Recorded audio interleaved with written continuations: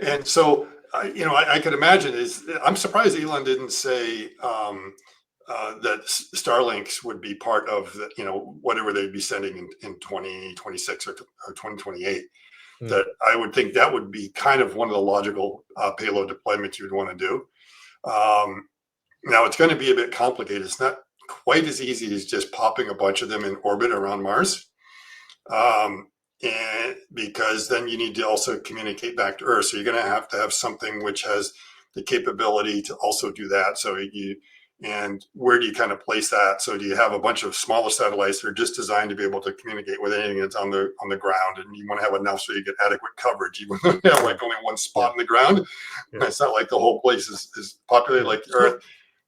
How many would you need to set up a basic comms infrastructure on the surface and in orbit? That's a good question. What it comes down to, I suppose, is like it's a question of latency, right? And you could do it with just a couple of satellites that would be in, I think it's aerostationary, Martian stationary orbit, like geosynchronous, which would probably be a lot lower than Earth because the Martian gravity is a lot less. So, well, right now it's 25,000 miles. Basically, geosynchronous orbit is the circumference of the Earth. Okay, that's how far it is. It's 1/10 of the way to the moon. And that's why you have a lot of lag. Mars, I think, is going to be a lot less because Martian gravity is weaker. So you're a little bit closer.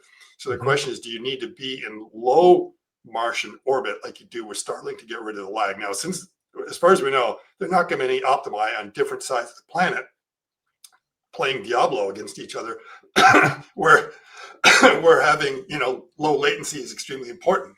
So you get a long latency in that, unless there's some assets that really need to have low latency on there, which I don't think you need right away. You're not going to need the full kind of coverage of like 1,000 satellites.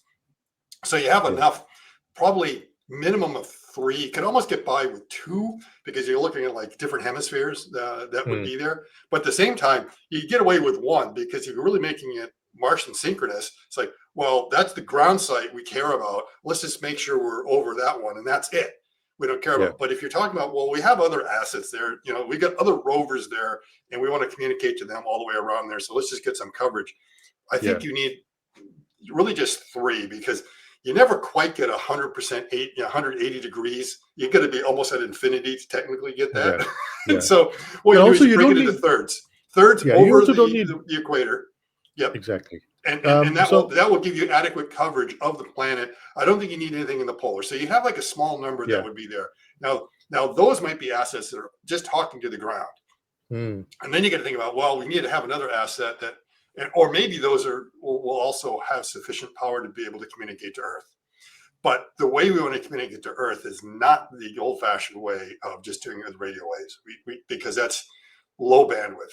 You just cannot send that much information. So you want to do it with lasers. And they've already demonstrated the ability to be able to send like a cat video up into, I think, one of the Lagrange points or something and back to some deep satellites. So they know that works. We just don't know if it's able to work the distance that you would typically have between Earth and Mars. So you might need to have some relay points in between.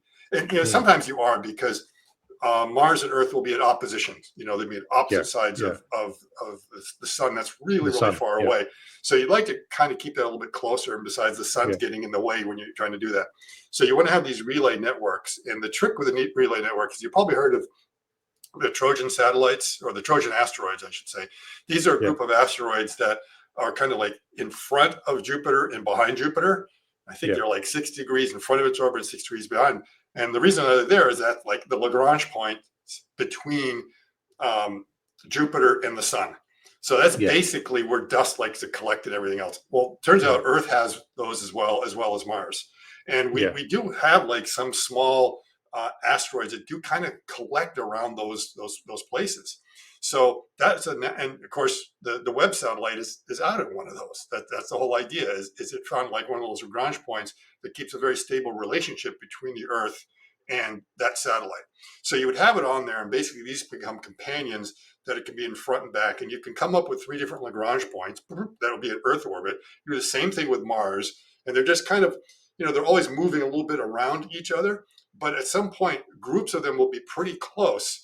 that I know from Mars, all I have to do is like hit this one over there, and that might be the quicker relay to that one that's in Earth. Or maybe I can go from Mars straight to the ones that are where Earth is. So depending upon whether it is, you would probably have something set up there. And that would be your relay network.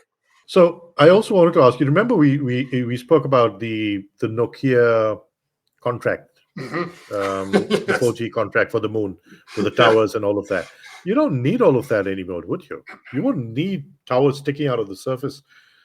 You could just have ground relay stations. You could bounce the signals off these. Yes. And now, see, on Earth, the way we do it is that with the Starlink is we have the ground station so we can get onto the terrestrial internet and everything else. But on Mars, we don't have there is no terrestrial or ground-based. What's the Martian equivalent of terrestrial? It's got to be aerial or something like that, because Aries. So you wouldn't need it. And of course, what we've seen is that the reason why Starlink's able to work is that over the oceans and everything is that you don't have ground stations in the ocean, and without them they don't work. And at first, I mean, they had some problems. I think like out on Tonga and a few other places that when they wanted to get the Starlinks, there's like you got to have a ground station nearby.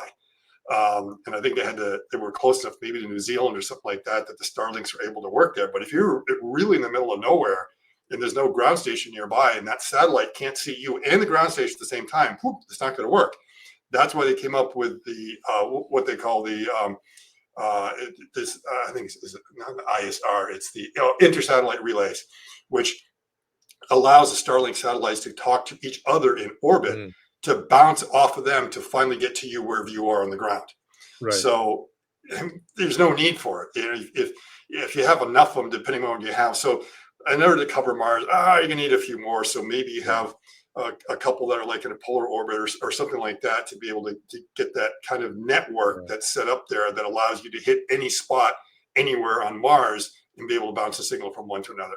But that's not going to require like the 5,000 satellites that we currently are, the 6,000 Starlinks that we currently have on Earth. First, because Mars is not as big a sphere. And second, the density that you need is a lot less. We need a lot here. Not so much for the coverage, but because there's a lot of subscribers down there in the ground that we have to be able to handle the bandwidth with. And the other thing with Mars is because you don't have as much atmosphere there, I'm not sure if they have much of an ionosphere that's going to cause much interference. It'll be a lot easier to communicate to those ground assets. And the other thing is you don't have the FCC there dictating all sorts of frequencies and all this other stuff. You can just blast the planet with as much powerful radiation as you want, as big an area as you want. And right now, I think Starlink is going to be able to go like maybe 8 times more powerful than what they were because of the arbitrary setting that the FCC was coming up with. And by doing that, you mean with the existing satellites or the next gen satellites? Well, basically, it's a regulatory thing. So the regulations are going to allow them to increase it by something like a factor of 8 because it was like this really arbitrary thing. And the reason why it was down is like there's a bunch of reasons because you get different satellites that are overlapping over here. And so what ends up happening is you get this Starlink satellite that's beaming down here. This one's beaming down here. Another one's beaming. And because just a little slices of them kind of overlap, that means the overall power that you're transmitting is too much at that one spot. Therefore, you have to decrease what you're broadcasting to all the others. And they're just like, let's kind of get rid of that rule and just allow us to really focus on that as if there wasn't any little bit of overlap. And there's a lot of ways of getting around that.